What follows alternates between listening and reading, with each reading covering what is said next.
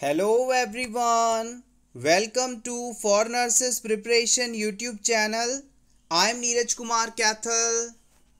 Today is 14 July 2022 and today's important MCQs for upcoming nursing recruitment exams are: first question, all are the stages of the disease cycle except, इन चारों options में से कौन सा option disease cycle की stage को represent नहीं कर रहा है? इंक्यूबेशन, प्रोड्रोम, डिफेक्शन या फिर हेल्थ?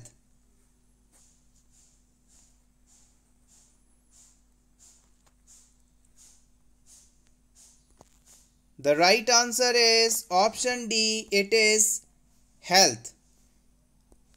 डिजीज साइकिल के अंदर टोटल 6 स्टेजेस होती हैं, जो कि हैं incubation, prodrome stage, fastigium stage, defervescence stage, convalescence stage, defection stage. आप चाहें तो इसका स्क्रीनशॉट ले लें आपके रिवीजन के लिए। Next question, the newer drug given to interfere with the production of angiotensin II in heart failure is, किसी हार्ट फेलियर के पेशेंट में एंजियोटेंसिन सेकेंड के निर्माण को रोकने के लिए कौन सी नई दवा इस्तेमाल की जाती है? Isordil, enoximone, esmolol, captopril?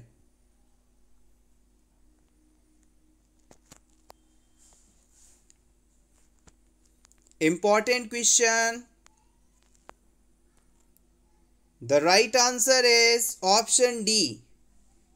Captopril medicine का इस्तेमाल हम एंजियोटेंसिन सेकेंड के प्रिवेंशन में कर सकते हैं। Option D correct. आइए इस कैप्टोप्रिल मेडिसिन के बारे में जान लेते हैं।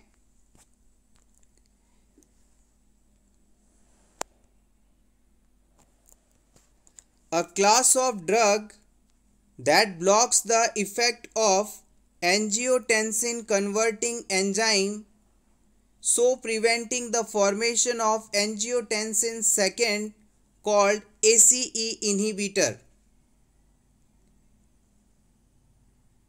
Angiotensin converting enzyme ACE।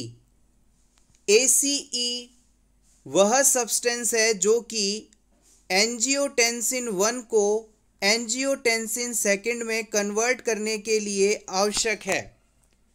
Angiotensin second जो है रास सिस्टम का इम्पॉर्टेंट मॉलिक्यूल है।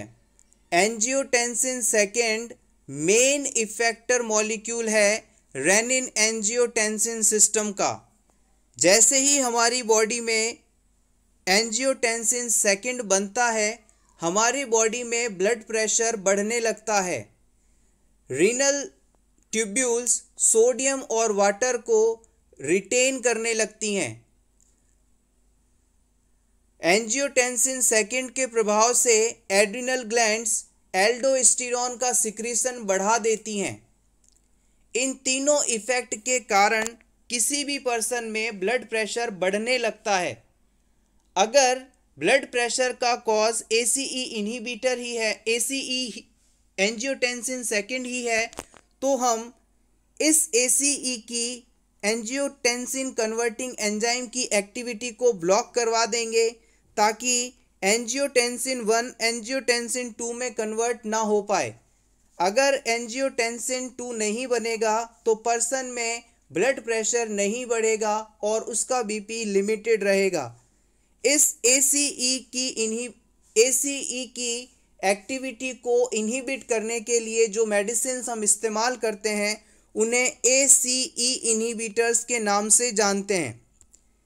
ACE इनहिबिटर्स के एग्जाम्पल की बात की जाए तो एनालप्रिल, कैप्टोप्रिल, लिसिनोप्रिल, रेमिप्रिल आदि इम्पॉर्टेंट हैं।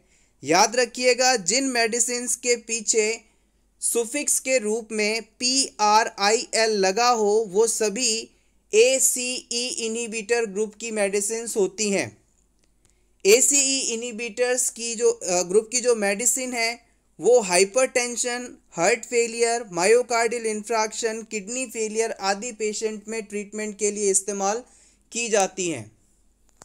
आप चाहें तो इसका स्क्रीनशॉट ले सकते हैं, इंपॉर्टेंट है ये सभी चीज़ें। Next question, communication means, communication का क्या मीनिंग होता है? Option A sharing ideas, option B sharing belief, option C sharing thoughts, option D all of the above.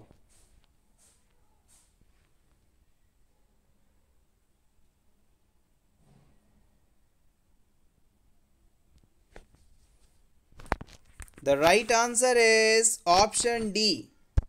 Communication के द्वारा हम अपने आइडियाज़, बिलीफ या थॉट्स को किसी और पर्सन के साथ शेयर कर सकते हैं। या यूं कहें, अपने आइडियाज़, बिलीफ और थॉट्स को शेयर करने का जो प्रोसेस है वो कम्युनिकेशन कहलाता है। Next question, in an adult patient length of insertion of Guidel's measurement between the first incisor to the, किसी पेशेंट में आपको गुडिल्स एयरवे किस साइज का लगाना है, इस साइज के गुडिल्स एयरवे के साइज का मेजरमेंट करने के लिए गुडिल्स एयरवे को फर्स्ट इंसीजर से लेकर कहाँ तक मापते हैं? Option A angle of mandible तक, ऑप्शन बी नेजोफेरिंग्स तक, ऑप्शन सी ओरोफेरिंग्स तक, ऑप्शन डी ईयरलोब तक। The right answer is option A angle of mandible तक। पेशेंट को आप बिल्कुल सीधा लेटा दीजिए और फिर गुडिल्स एयरवे को पेशेंट के चीक पर एक तरफ रखते हुए गुडिल्स एयरवे का जो गोल वाला पार्ट होता है, कलर्ड पार्ट होता है, उसे मिड पॉइंट ऑफ इंसीजर पर प्लेस करके उस साइज का गुडिल्स एयरवे आप सेलेक्ट करेंगे जो कि लोअर जॉ के लास्ट पॉइंट तक की लंबाई का हो। इस साइज का अगर आप एयरवे लेते हैं, गुडिल्स एयरवे लेते हैं, तो ये परफेक्ट माना जाएगा। इससे किसी भी प्रकार की डिफ़िकल्टी या लीकनेस नहीं होगी। इससे जुड़े कुछ और इम्पोर्टेंट पॉइंट्स को जान लेते हैं।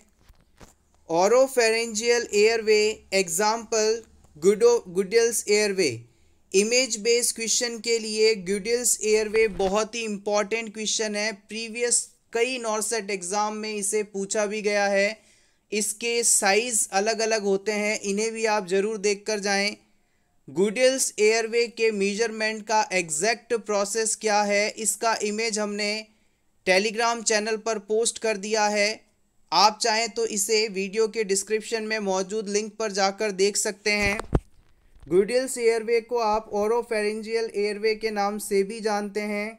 A Guedel is a rigid plastic tube which slits almost top of mouth and adds at the base of tongue the adjunct to keep the airway open। Guedel's airway का इस्तेमाल करके हम किसी भी अनकॉन्शियस पेशेंट में उसके airway को maintain करने के लिए करते हैं। ये माउथ से इंसर्ट किया जाता है। टॉप ऑफ द माउथ में इसका टॉप पार्ट रहता है और जो डिस्टल पार्ट है, लोअर पार्ट है, आखिरी पार्ट है, वो हमारे टंग के बिल्कुल जहाँ से टंग शुरू होती है उस एरिया पर रहता है। एन ऑक्सीजन मास्क और bag mask ventilation can be applied over the top if needed. इस गुडिल एयरवे को लगाकर हम ऑक्सीजन मास्क या बैग मास्क वेंटिलेशन प्रोवाइड कर सकते हैं। इस ट्यूब के बीच में स्पेस होता है जिससे हम एयर को ईजीली डिलीवर कर पाते हैं। इसके एग्जैक्ट यूज़ की बात की जाए तो याद करिएगा, रखिएगा, prevents tongue covering epiglottitis in patient with reduce GCS। जो पेशेंट फुली कॉन्शियस नहीं हैं, जिनका ग्लासगो कोमा स्केल या स्कोर नॉर्मल से काफ़ी कम है, उन्हें ये एयरवे लगाया जाता है ताकि उसकी इन पेशेंट्स की टंग द्वारा रेस्पिरेशन रूट में ऑब्स्ट्रक्शन ना क्रिएट कर दिया जाए। Next question, exclusive breast feeding is given up to. किसी भी पर्सन को सिर्फ और सिर्फ माँ का दूध कितनी उम्र तक दिया जाना सही माना जाता है? 3 months, 6 months, 10 months, 12 months।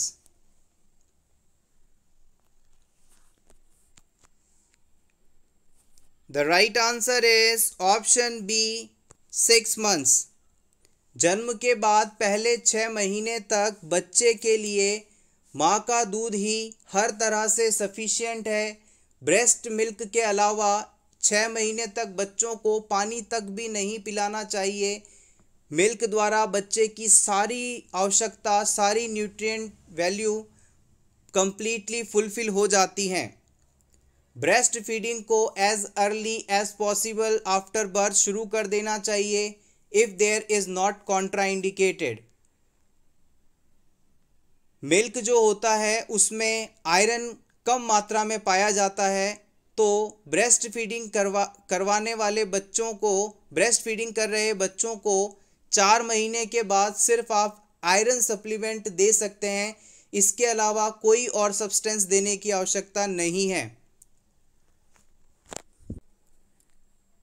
Next question, a nurse is screening patient for various vaccines. Which of the following vaccines is contraindicated during pregnancy?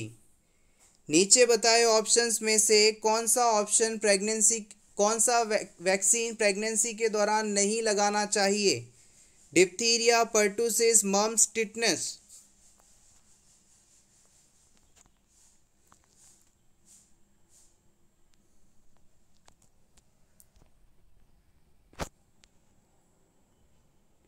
The right answer is mumps। Option C correct. Pregnancy के दौरान जितने भी live vaccines होते हैं वो सभी Contra indicated होते हैं। कोई भी लाइव वैक्सीन प्रेग्नेंट वुमेन को नहीं दे सकते हैं आप। Next question, integumentary system includes which organ? Integumentary system में किस ऑर्गन को इंक्लूड किया जाता है? Liver, skin, heart, rectum.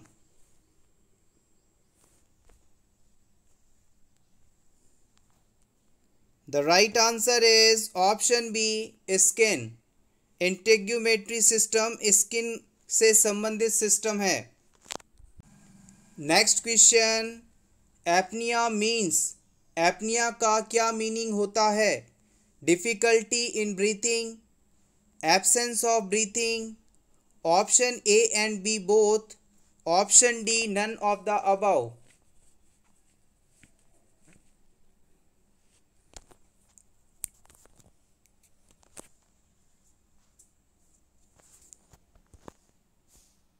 The right answer is option B, absence of breathing। Apnoea का मतलब है absence of breathing. Difficulty of breathing को आप डिस्पनिया के नाम से जानते हैं।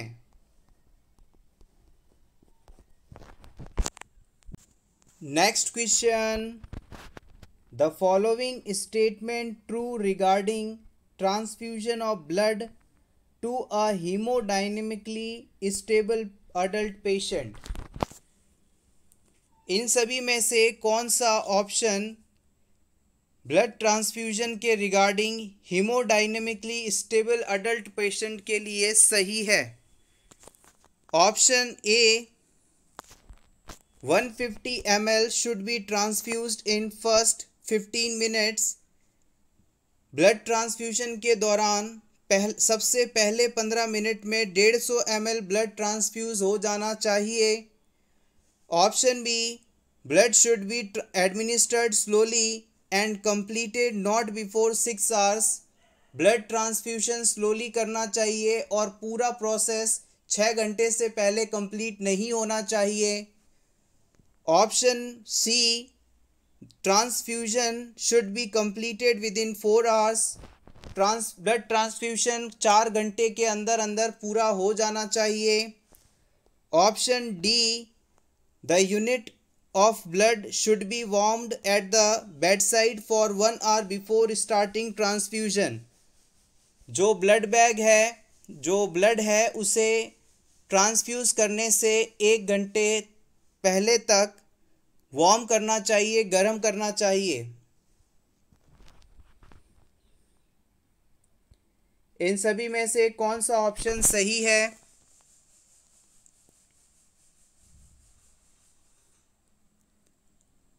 The right answer is option C. The transfusion should be completed within 4 hours। Blood transfusion 4 घंटे के अंदर अंदर पूरा हो जाना चाहिए। ये सबसे सही स्टेटमेंट है। किसी भी पेशेंट में जब आप ब्लड ट्रांसफ्यूशन शुरू करते हैं तो ब्लड ट्रांसफ्यूजन शुरू करने के बाद पहले 15 मिनट बहुत ही इम्पॉर्टेंट होते हैं। शुरुआती 15 मिनट में ब्लड को जितना स्लो हो सकता है उतना स्लो ट्रांसफ्यूज करना चाहिए, क्योंकि 15 मिनट के अंदर इस ब्लड से अगर पेशेंट को कोई रिएक्शन होनी होगी तो उसके सिम्टम्स आने लग जाएंगे और ब्लड की कम मात्रा शरीर में पहुंचेगी तो इससे अगर कोई रिएक्शन भी होती है तो उससे इतना सीवियर इफेक्ट पेशेंट पे नहीं होगा। तो पहली बात क्लियर हुई कि पेशेंट को शुरुआती 15 मिनट बहुत ही स्लो ट्रांसफ्यूजन करना है। अगर ब्लड को आपने 4 घंटे से ज़्यादा समय लिया ट्रांसफ्यूजन में तो ब्लड में इन्फेक्शन हो जाएगा, ब्लड में बैक्टीरियाज पनप जाएंगे। तो याद रखिएगा, ब्लड ट्रांसफ्यूजन में 3.5 से 4 घंटे तक का समय ही लगना चाहिए। अगर आपने 3 या 3.5 घंटे से पहले ब्लड रैपिडली ट्रांसफ्यूज कर दिया तो पेशेंट में फ्लूइड ओवरलोड हो सकता है और अगर 4 घंटे से ज़्यादा समय लगा तो उसमें सेप्टिसीमिया हो सकता है। ब्लड को कभी भी वार्म नहीं किया जाता, ये स्टेटमेंट भी गलत है। So remember important point, always complete your blood transfusion with in 4 hours. Next question very important. The initial energy selection for defibrillation in pulseless ventricular tachycardia। Pulseless ventricular tachycardia होने पर डिफिब्रिलेट करेंगे आप तो उसके लिए सबसे पहला शॉक डिलीवर करते समय कितनी एनर्जी सेलेक्ट करेंगे? ऑप्शन ए, मोनोफेजिक डिफिब्रिलेटर के साथ 32 जूल, बाईफेजिक डिफिब्रिलेटर से 16 जूल, मोनोफेजिक डिफिब्रिलेटर से 100 जूल, बाईफेजिक डिफिब्रिलेटर से 150 joule. Important for upcoming नॉर्सेट exam.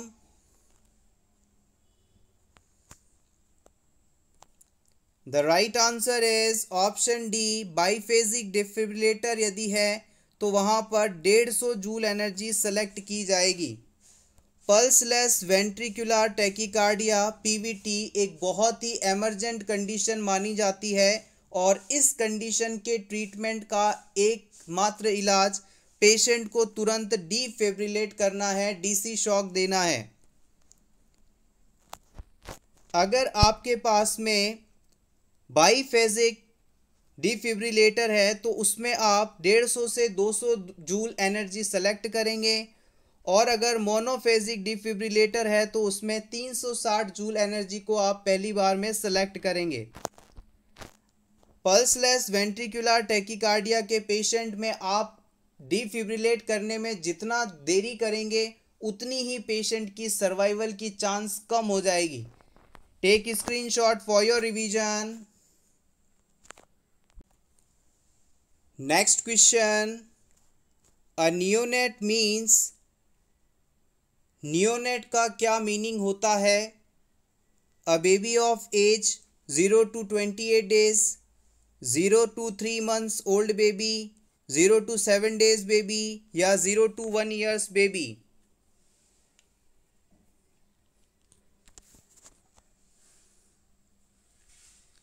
The right answer is option A, neonate का मतलब होता है ऐसा बच्चा जिसकी उम्र 28 दिन से कम है।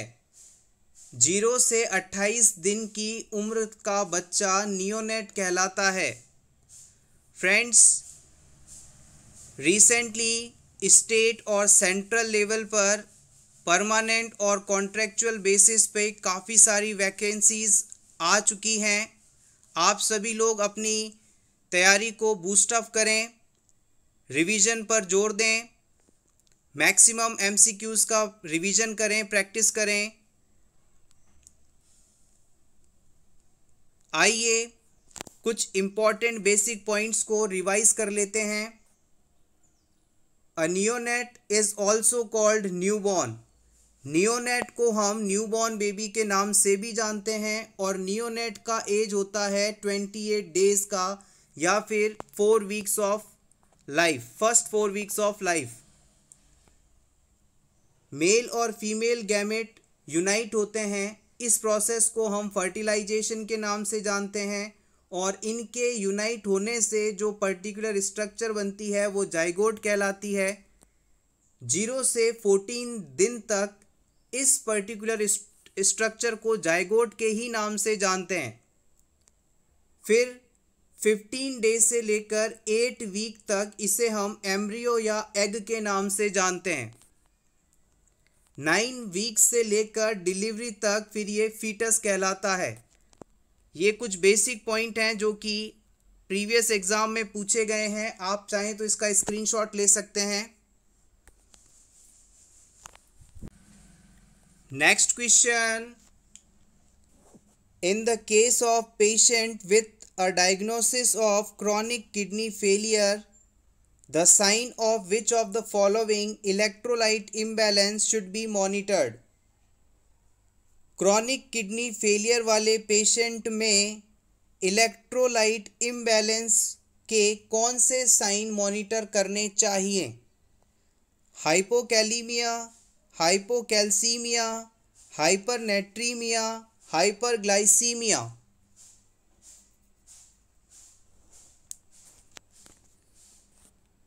The right answer is option B, hypocalcemia.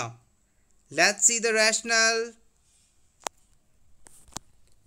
In renal failure, acute or chronic, one most commonly seen patients who have tendency to develop. चाहे किसी पर्सन में एक्यूट रीनल फेलियर हो या क्रॉनिक रीनल फेलियर हो, उनमें नीचे बताई गई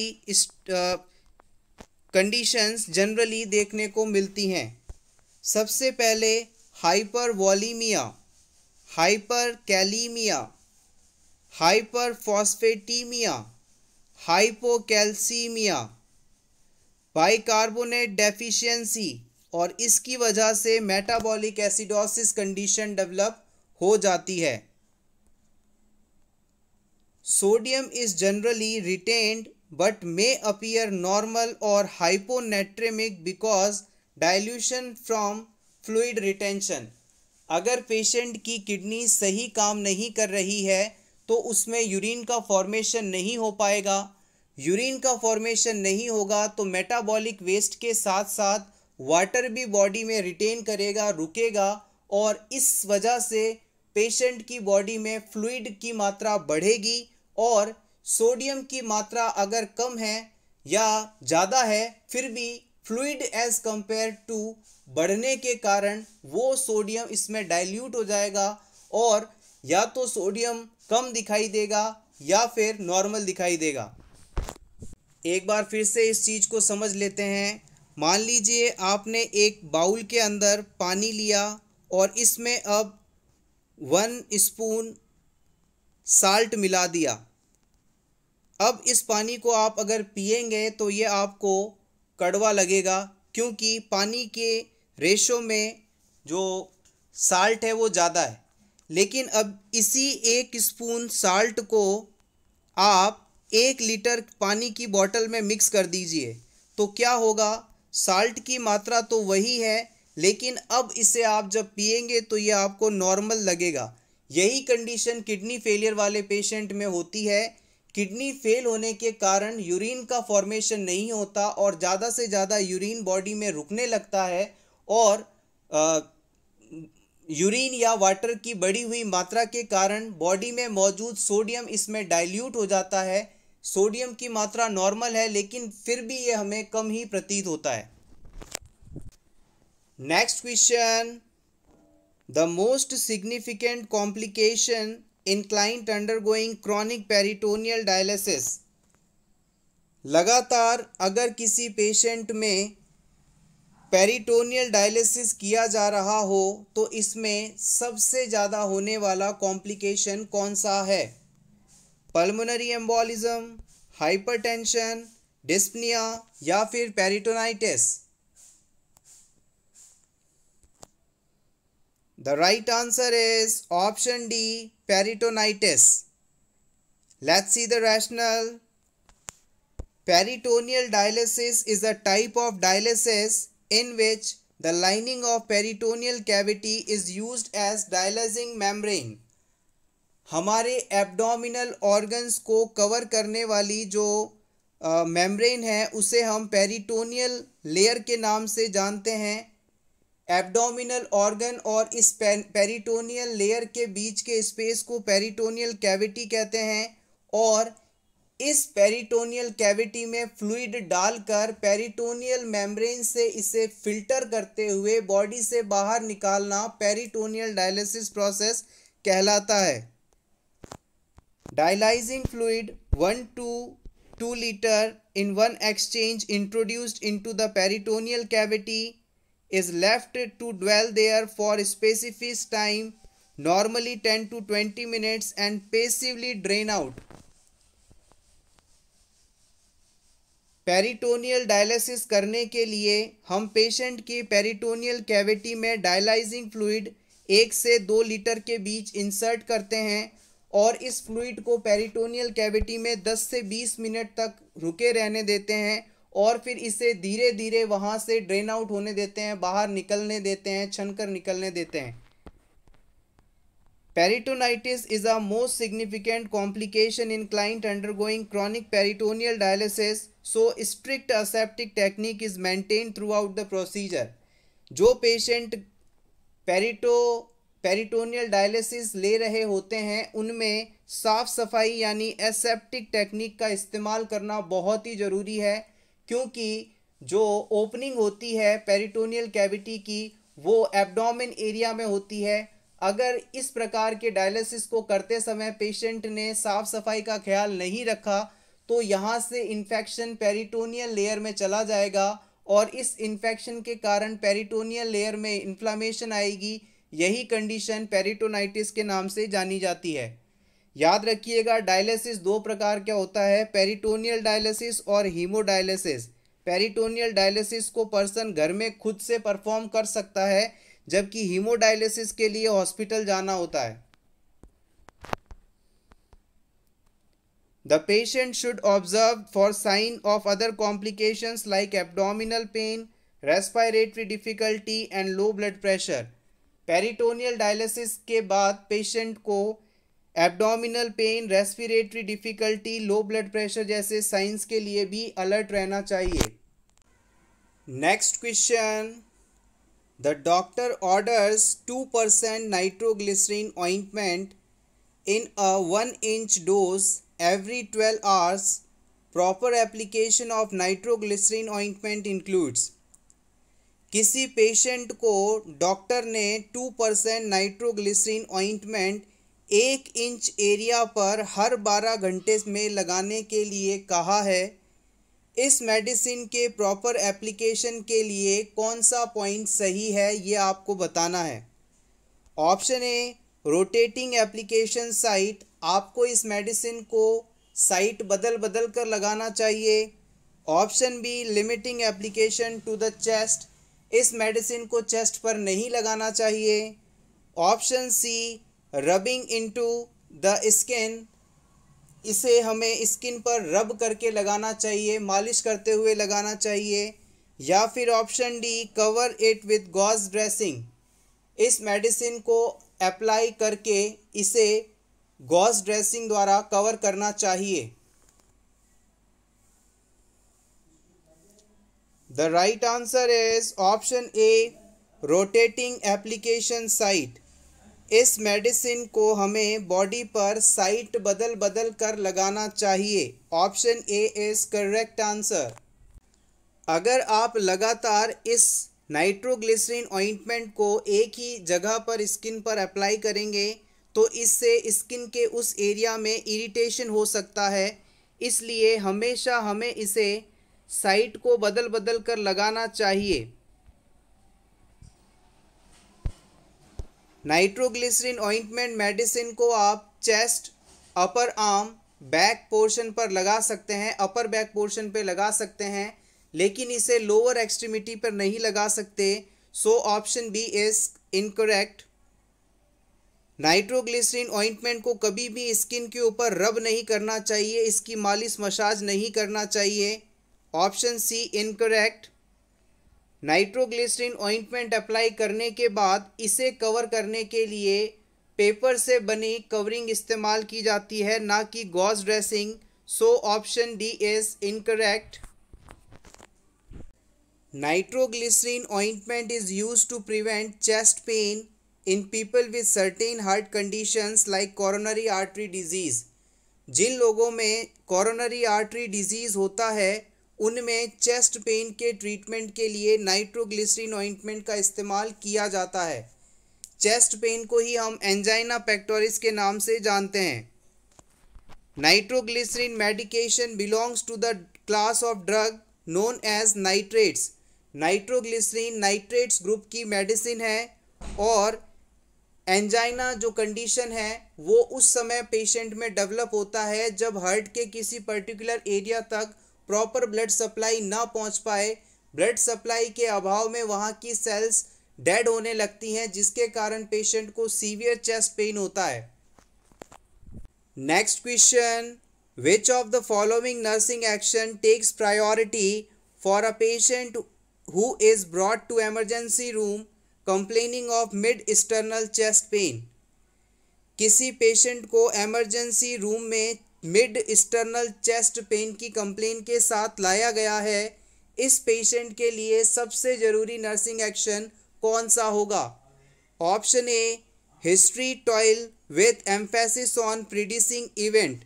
आप इस पेशेंट में हिस्ट्री कलेक्शन करेंगे कि किस कारण से उसमें ये एपिसोड आए हैं। या फिर option B, chest examination with auscultation. Auscultation method द्वारा चेस्ट का एग्जामिनेशन करेंगे स्टेथोस्कोप की मदद से, या फिर इसका ईसीजी करवाएंगे, या फिर इसके वाइटल साइंस का असेसमेंट करेंगे।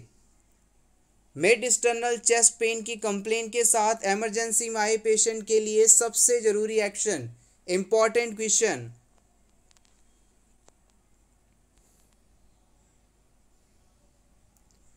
The right answer is option D. Assessment of vital signs have a highest priority in this patient. सबसे पहले हमें vital signs का assessment करना रहेगा, TPR, BP का assessment करना रहेगा।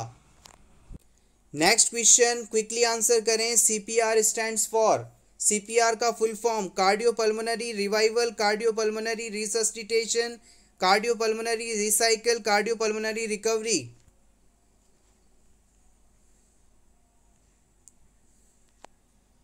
The right answer is option B, cardiopulmonary resuscitation. हो सकता है आप में से कुछ लोगों का आंसर मेरे जल्दी से आंसर देने के लिए कहने के बाद गलत भी हुआ हो। एग्ज़ाम में इसी प्रकार के प्रेशर को आपको हैंडल करना होता है, इस जल्दबाजी के कारण आपके कई आंसर्स गलत हो सकते हैं। So be aware for this point. Option B is correct. Next question, which is the most important hormone our body uses to make breast milk. हमारी बॉडी में ब्रेस्ट मिल्क के फॉर्मेशन के लिए सबसे इम्पॉर्टेंट हार्मोन कौन सा है? Oestrogen, prolactin, progesterone, insulin. The right answer is option B, prolactin. याद रखिएगा, पी से प्रोडक्शन, पी से प्रोलैक्टिन और पी से production.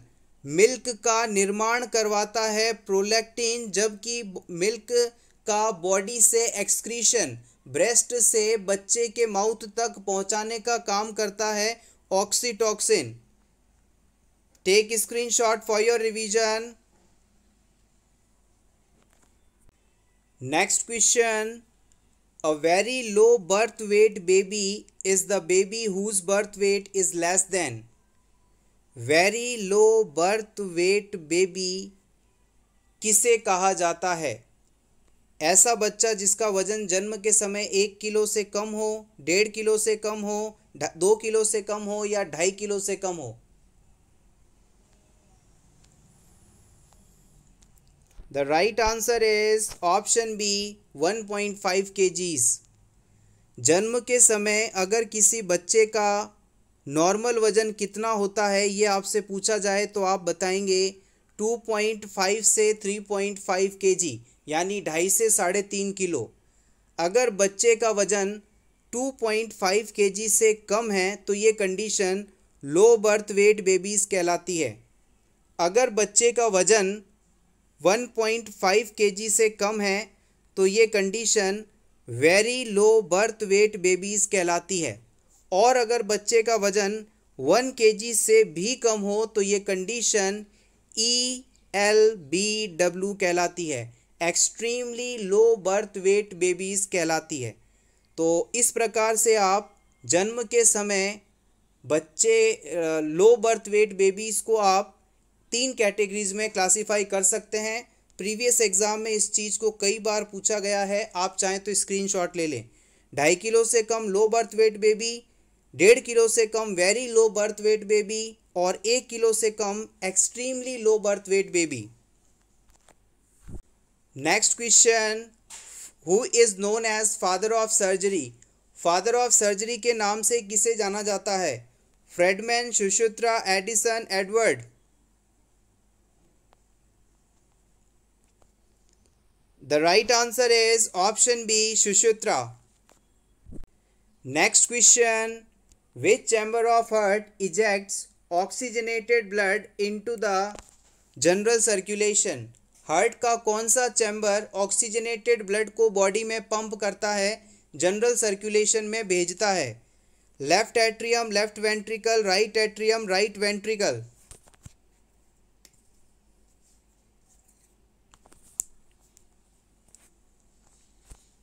The right answer is option B, left ventricle. Human heart जो है 4 चैम्बर से बनी स्ट्रक्चर है। इसका जो लेफ्ट वेंट्रिकल है ये चैम्बर मोस्ट मस्कुलर और सबसे बड़ा साइज़ का चैम्बर होता है। यहीं से एरोटा निकलती है और इस लेफ्ट वेंट्रिकल के कॉन्ट्रैक्ट होने पर लगभग 70 ml ब्लड एरोटा में भेज दिया जाता है, डाल दिया जाता है, जो कि फिर यहाँ से पूरी बॉडी तक पहुँचता है। Next question, national mental health act was implemented in the year. National mental health act किस वर्ष आया था? 1987, 1982, 1983, 1984।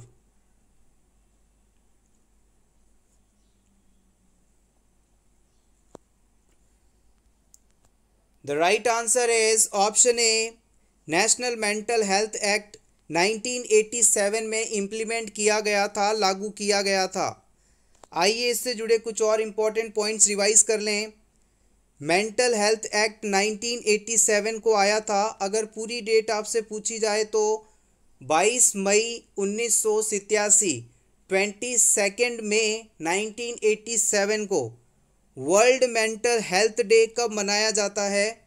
10 अक्टूबर को। JIPMER exam, JIPMER vacancy scheme, approximately 128 posts are there and these questions are very helpful for this exam. Mental Health Care Act MHCA 2017 was passed on 7 April 2017 and came into force from 7 July 2018. Mental health care act 2017 में पास हुआ था। Exact date पूछी जाए तो 7 अप्रैल 2017। और इसे implement कब किया, इसे स्टार्ट कब किया? 7 जुलाई 2018। Take screenshot for your revision. Thank you so much everyone for watching this complete video. Best of luck.